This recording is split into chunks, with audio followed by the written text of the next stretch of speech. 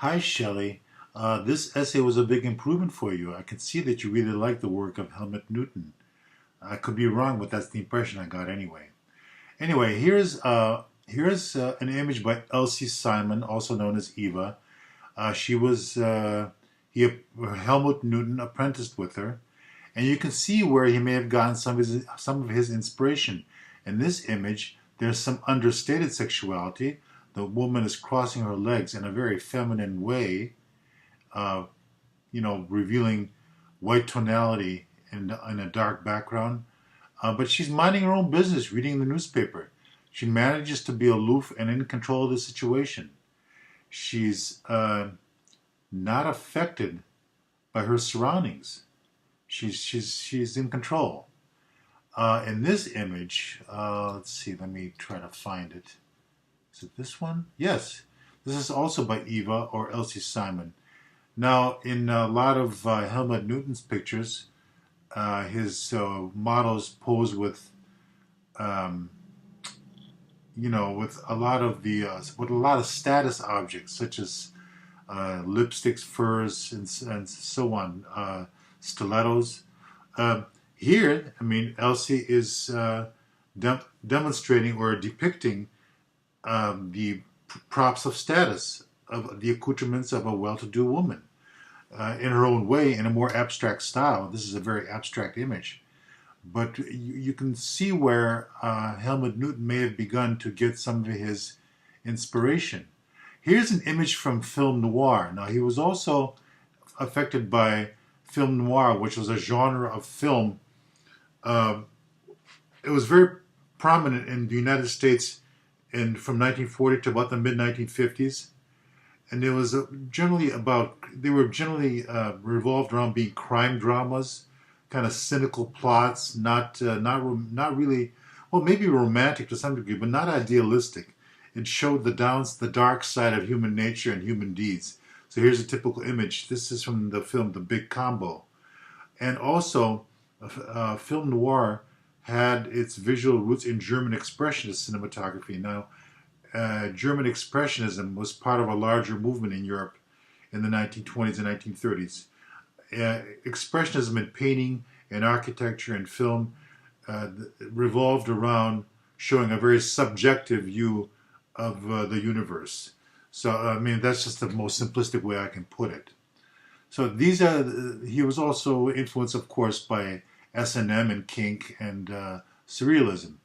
So these are Helmut Newton's influences. Now let's move on here. Here is an image by Ellen von Unwerth or Unwerth. I'm not sure how you pronounce it. She's a contemporary German fashion photographer. So you can see also the influence of Helmut Newton, in addition to the photographer that you mentioned. I believe I have to go back and check. Let me look at your paper again. Patrick Ilagan, right? Or Ilagan. I can't. I guess it's I and an L. Ilagan. Yeah. So Ellen von Unwerth is a contemporary German fashion photographer. And just to go through some of his images. I mean, you actually critiqued them pretty well. This image came about in the 60s and or 70s, I'm not sure which, but it was from that time period when there was a big sexual revolution. And in a way, women were searching for an identity. And in this image, this same model slips easily into this identity, even though she still looks very feminine in the men's outfit. And in this situation here, even though this woman is a hard-working woman, she's not a victim. She's in control of the situation. She's still very sexual. All too often, hard-working women lose their sexuality because they have no time or energy to be sexy. This woman still has time and energy to be sexy, which is very optimistic. And when we go to here, this is typical of the way he portrays women. I mean, interestingly, Newton says that he was never been intimidated by women. He never feared women. He said the only woman he feared was Margaret Thatcher. Very interesting. But so he never feared women, and yet he was, so I guess maybe because he didn't fear women, he was able to portray them this way.